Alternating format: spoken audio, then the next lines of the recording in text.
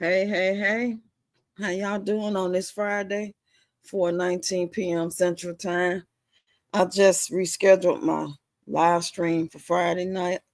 I'm trying to think, do I want to just go from my phone for an hour or so? I'm thinking about I'm just gonna go live from my phone for an hour or so at 6 p.m. But if anything changes, y'all know. But anyway, I'm here for this episode of Ask Readyroxx Relationship Advice. Haven't done this in a minute. I think the last time we did this, I did it with Tony. This is people on the app called Reddit, and they're asking your advice, telling their story, asking what would you do and what should they do, all that type of stuff. So the way I do it is I just read the title. If it sounds interesting enough to me, I'll go ahead and read the story. Then I give my take, and then I want you guys to get in the comment section and give your opinion about what I just read. Okay, so the first title, as soon as I opened up the app, it said, "Would you take her back?" Without me reading the story, I'm just gonna go ahead and click on it because it sounds kind of interesting. Don't y'all think? There's so much stuff going on out here in the world, y'all. I don't know why y'all even waste y'all time trying to be in relationships, new relationships. But anyway, let's go. It says my what? Okay, he's 33 years old. She's 29. She went on a summer trip with friends. Was supposed to return after a week, but eventually called me for the airport to break up. I was supposed to pick her up once she landed. Turns out she slept with a male friend of hers, friend she traveled with for about a week. Came back, begged for forgiveness. I succumbed, but I just can't stop thinking about it. I feel like I'm only staying in this because I'm afraid I'll be left alone at this age. You ain't but 33? What was you talking about? Okay. He says, I feel like I'm only staying in this because I'm afraid I'll be left alone at this age. We've been together for 2 years or so. Thanks, boys. What? Thank you, boys. I truly do. Can't wait to read your insights. Oh, he asking fellas. Well, I ain't no fella, but I'm gonna and give you my intake. It's gonna be real short because it's a short ass story. Pretty much, you was dating somebody for almost 2 years. They went on a trip for a week, and when they came back to break up with you because they slept with somebody on the trip. And you want to know, should you take her back? Yeah, take her back.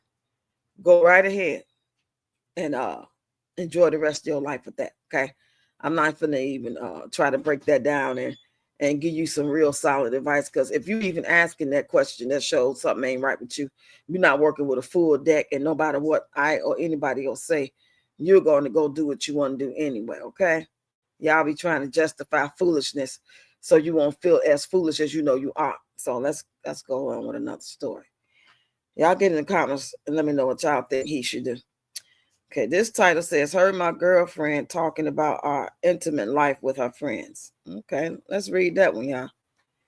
Hello, I just need a place to vent and maybe some advice because I feel completely empty and down right now. Okay. He's 23, the girlfriend is 24. He said he'd been dating for 4 months. Everything was great for the most part. So in order to not bore you with a lot of useless texts and details, I'll go straight to the point. 2 weeks ago, me and my girlfriend were pretty drunk and ended up doing the deed. After we were done, I directly went to sleep because I was really tired while she stayed up to talk to her friends on the video chat. I didn't immediately fall asleep because I was kind of person that wakes up at the smallest noise, and her talking with her friends, even if they weren't that loud, still bothered me. But I'll get to the point. One moment during the conversation, her friends started asking her about how our relationship was doing, if everything was good, and came up the topic about our bedroom life. And I will not lie that I did get a bit excited to hear what she would tell them, but what I heard completely broke me. She told them that she just fakes having pleasure, that her moans and her moans and all were fake. That she just does it to let me have my fun, and that she missed her previous experience with her ex, who was way better, according to her. I wanted to cry like a little biatch after hearing that, but I just hold it in. Now I'm just distancing myself from her, feeling disgusted to be close to her or even let her touch or kiss me. Yesterday, she came crying and begging me to tell her what's wrong, and I refused to touch or spend time with her. I don't know what to tell, and just said that hard work was draining me, which is true because I started doing extra hours just to not be close to her or avoid her the most I can. Sorry, this is if this post doesn't make sense, it's my first time writing on Reddit, and my English isn't my first language, so apologies for any mistakes. Okay, whatever. Okay. Yeah, you acting like a little biatch. If you heard somebody, they got the nerve to talk around you, whether you sleep or not. Anytime you can hear in your sleep, you could just straight woke up and heard, and they didn't care. So why should you care if they know that you know? If y'all can't speak up and tell how y'all feel in these relationships, y'all need to stop screwing, period. We ain't gonna even get into the details of what was said, why would she say that, and hurt your feelings. Get over it. Don't nobody care about your feelings if you don't care about them. And if you don't care enough about them to be upfront and just say how it made you feel and then move on with your life, then nobody got time to be trying to break nothing down. This ain't these stories I just do for fun, for entertainment purposes, but really the answers are right there. It's just like when somebody asks the tarot reader to read them and they giving you all the cards and telling you what they mean, but yet you still gonna do what you want to do and gonna break it down the way you want to break it down. You want to hear what you want to hear. So it's the same thing with these stories. That don't make no sense. Why you gonna sit there and have an attitude and not just say, I heard what you were saying? This is what I would do. Even if I didn't do it when I woke up, that next day after my long day of work, and if y'all don't live together, I would just call her or wait till my off day when I had more energy to talk about it. And I'd be like, I need to talk to you. I heard what you said when I was asleep. I woke up, I wasn't really sleeping. I heard what you said, that I don't satisfy you like your last guy. So if I don't satisfy you, so are you telling me that the relationship isn't based on that and you really, really care for me, but you desire somebody else? You think about the other person you was with. I mean, that's a problem for me.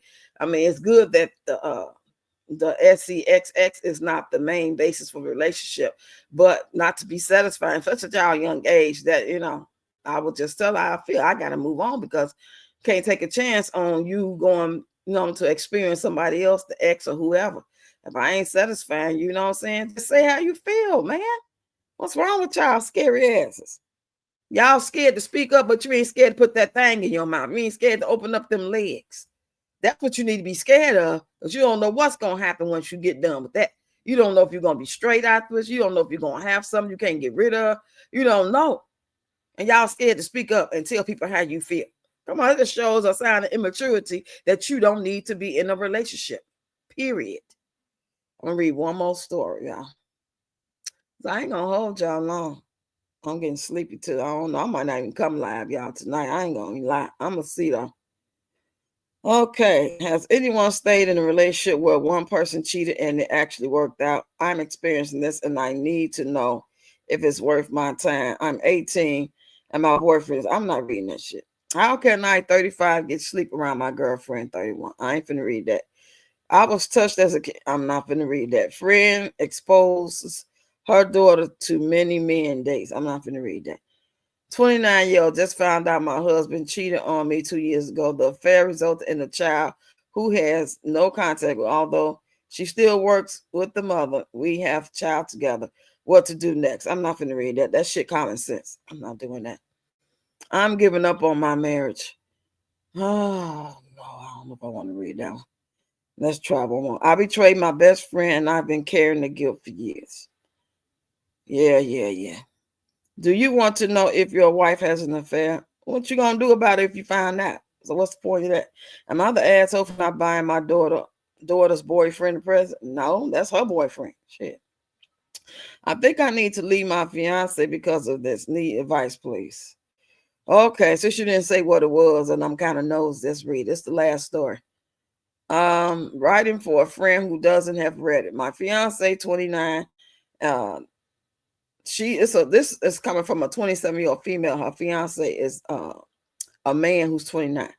So I've recently purchased a new home and we were very excited, especially since it would be ready to move in before Christmas. Okay. My ex-husband, 32, who I shared 2 children with, 5 and 6 has always made things difficult for me since I left our abusive marriage 2 years ago, especially once I started seeing my fiance last April, and even more so once I had his child, who is now almost 4 months.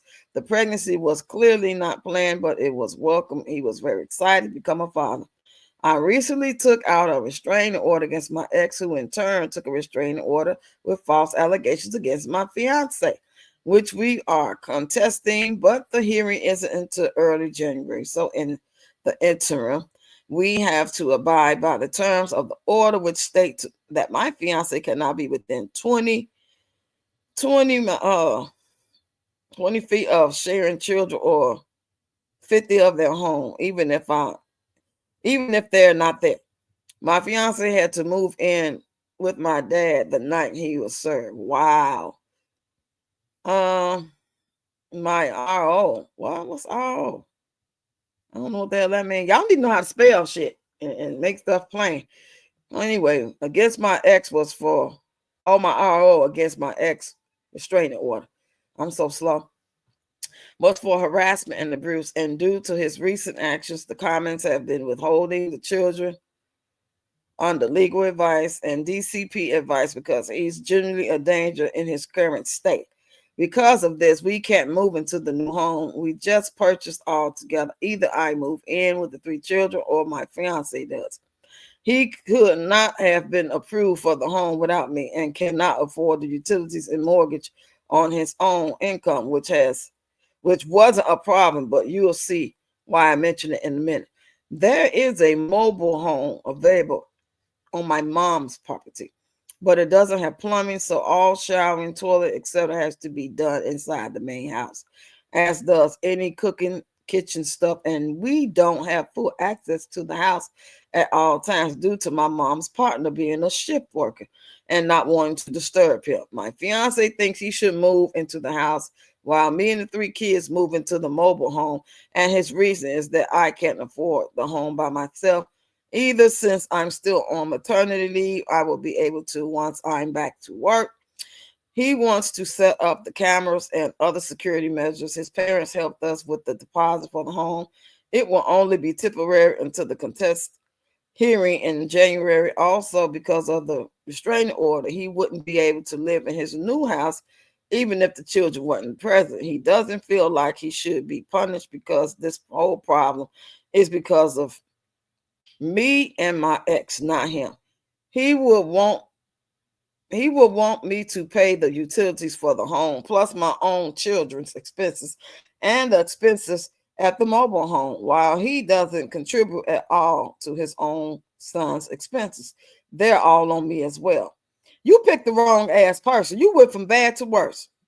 My stance is, why would 4 of us live in a mobile home when there is a full house available, especially as there's no plumbing? And if it was not going to be for long anyway, why wouldn't he financially pay for his share of the mortgage while I'm still on maternity leave with his child? And he was living there, since that's what will happen after the hearing anyway. The whole home process, he's been acting like it's his home only when we're both on the deed and both financially. You just made a big ass mistake, okay? I don't even have to read them last little few lines, It's like a whole little paragraph and a half. I'm not going to read that. You were so busy trying to get away from your ex, and you bounced with somebody that was just as worse, that you didn't vet probably long enough either. We all do it sometimes. It's okay. But it's a quick fix. Don't do it. Just get out of it. Your name, y'all got to stop this foolishness. Name on the deed. Not what real man gonna want you and your children and his own child to go live in a mobile home where ain't got no plumbing or nothing. Why he gonna be in a big house by himself? Girl, he ain't no better than your ex. You can, you don't have to pick the lesser of 2 evils. You can just be by your damn self, okay? And when you go back to work, you can just do all this on your own. That's why I got my tube stabbed too, because I already knew that as a 23-year-old woman and they father being in jail for at least 3.5, 4 years, that I was going to be out here doing my thing and possibly pregnant by somebody else if I didn't control that. And I didn't want to have no 2 and 3 baby dads. And I knew people was crazy as hell, even in the 80s. I knew this. So why would I want to be tied up with somebody permanently for a temporary feeling, or because it's good right now, or because I feel good tonight? So I always had some type of sense, even in my naiveness as being a young, simple-minded girl, because we, naive. It's part of the game, being a young person trying to figure this thing called life out. But you're sitting here making this story, writing all this shit when the answer is obvious. Just leave him alone. Ain't no arguing about, ain't nothing. Either you gonna find a way to get him off the deed, or you just gonna cut your losses and because y'all ain't moved in yet. It's got to be some way legally you can get off that deed, and when we worry about it, I wouldn't even try to get him off the deed, because if he might be worse than your ex. He might be trying to stalk you and threatening you and all that stuff. So with that being said, y'all get in the comments and let me know what y'all think of this. And I guess I'll be live at 6. If not, then I'll make a community post. Because I ain't really feeling that good. I ain't feeling real bad, but I really ain't feeling that good, But I will see. Got a little time. I hope everybody's having a great week. I hope their weekend turns out just as good. Check out my shorts. I haven't really made a lot of content. Tomorrow's the last day to get this content out, so I'll just be doing a lot of talking and doing stuff. I'm going to try my best to get up and do some real time, face-to-face and dance content. But like I said, I ain't been feeling that great. Talk to y'all later. Don't forget to get in the comments, hit that subscribe button and like button, and share the live, please. Please.